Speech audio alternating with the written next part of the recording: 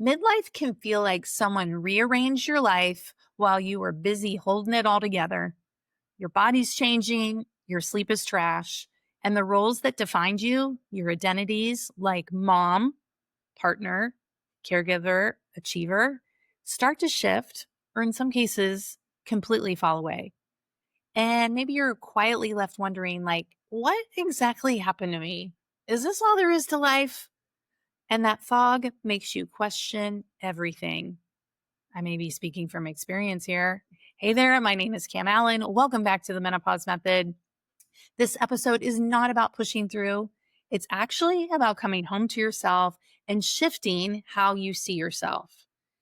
I'm pulling back the curtains today. This is how I rewrote my entire midlife, and this is a process I use with my one-on-one clients. I'm going to teach you the 3 steps that I use to rebuild the trust and train your brain that it's okay to change. So let's get to the step number 1, and it has to do with your identity. I think the most shocking thing about my 40s was the identity changes. So newly divorced, so married wasn't my identity anymore. My kids went to college, so I was empty nest. And at the end of my 40s, I left CrossFit, which was one of my huge identities as well. So I was no longer a teacher. I was no longer a CrossFitter. I wasn't a wife. And my role as mom changed. Maybe you can relate to some of those things. And that's when I learned that I am, that sentence, that beginning of a sentence, means more than I will. When everything around you is changing, your identity can feel really wobbly. Like, why am I here? Like, what's my purpose here? And for me, I spent decades being what everyone else needed. By age 48, 49, I knew something had to change. I knew I didn't want to live the rest of my life in this question mark, in this fog. It is completely normal to feel unsure when all these roles change. But what I learned is this is actually when your power starts to return because you get to choose your new identity. And so we're going to practice some I am statements. So when you're working on your I am statements or your why for midlife, like what do you want in life? Saying I am is the most powerful sentence that you can say about yourself. When you're creating the I am sentences for yourself, try on different wording to make sure it resonates with your soul. That's really important. It needs to feel believable to you. And if it's not here right now, that's completely all right. You can try something like this. I am learning to take care of myself, or I am the woman becoming da da da da, whatever your sentence is. Here are some I am statements to get you started. I am a woman who lifts weights. And when you are that woman, guess what you do? You go lift weights. We know that weights take care of our physical body, like our muscles and our bone, help control blood sugar. But what I love about weightlifting is also the emotional and the mental benefits as well. When you feel better in your skin, you move better in the world, and the things you say to yourself also improve. Maybe it's this one. I am a woman who rests without guilt. If you're coming out of your go, go, go season of running kids all over the place, just remember go, go, go is not sustainable. Maybe you have the mentality that resting makes you lazy. You're going to lose your fitness if you take a day off, blah, blah, blah. When you realize that rest is actually part of the midlife formula, then you can say, I am a woman who rests without guilt. Because part of you needs to go, but there's another part of you that also needs to rest. Maybe you're working on your nutrition. Maybe this is something. I am a woman who nourishes her body, not punishes it. Diet culture told us to exercise like crazy and eat nothing. Exercise more, eat less is a formula for disaster when it comes to midlife. Maybe it's something personal. Maybe you're working on boundaries and saying no. So here's an I am statement for that. I am a woman who says no and trust yourself. I'm a huge advocate of trusting and listening to your body. Be sure to check out the Awesome Awful episode. It talks about how to check in with your body, and then you'll get the answer will bubble up. Is this a yes for you or is this a no for you? It's really important to realize you don't have to be her yet. You get to try on this new identity and you get to create what your second half of life is going to look like. So try on the I am statements and see how it feels. And this is the cool part.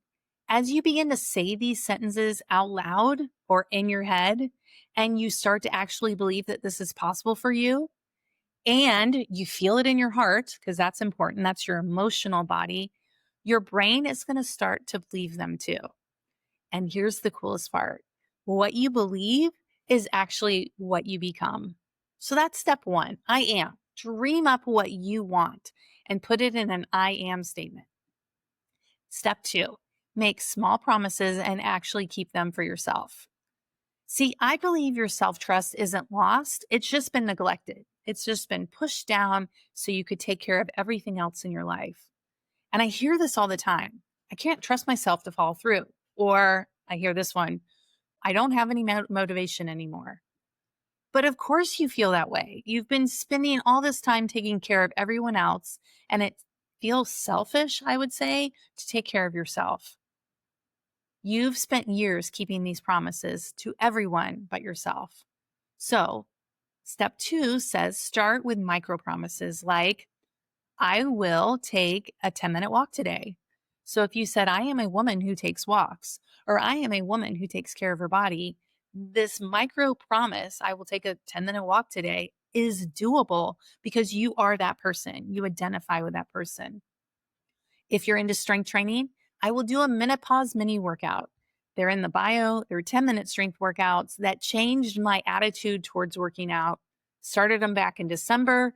I realized I wasn't being consistent because I didn't have enough time or energy for longer workouts. Doing the menopause minis has completely changed my body composition and, quite honestly, my attitude towards exercising, because I am a woman who lifts weights and I will do a 10-minute workout. See how those two things fit together? Here's another one if you're working on nutrition. I will pause and breathe before raiding the pantry and going getting that snack. Many times, especially in menopause, I find women are eating their emotions. Maybe they're lonely, sad, angry, fill in the blank. And rather than feeling that feeling, it's easier just to go grab a box or a bag that's crunchy or salty, if you're like me, and just shove those feelings down rather than actually feel the feelings. You see, these micro promises really aren't about discipline. They're about repairing your trust and your relationship with yourself. If you can track them, I think that's great. Many women find tracking them somewhere is very helpful. Celebrate them and let them count, which leads to step number three: train your brain to see the wins. Did you know your brain is actually trained to look for what's wrong? And here's something most people don't talk about: it isn't wired for success, it's actually wired for survival. And when something feels new or unfamiliar, even if it's a good habit, like lifting weights or taking a walk or checking in with yourself before you go grab a box of crackers, your brain flags it as unsafe. And that little voice clues in, this won't last. You've tried this before, it didn't work. Or one walk doesn't count. Believe me, that's just an old pattern. That is not the truth. And if your brain made an unhelpful thought, it can also change it to a more helpful thought.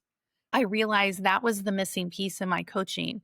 It wasn't having the perfect nutrition plan. It wasn't having the perfect workout plan. It was actually retraining your brain to see things in a different light. So you get to try on a new pattern in step three.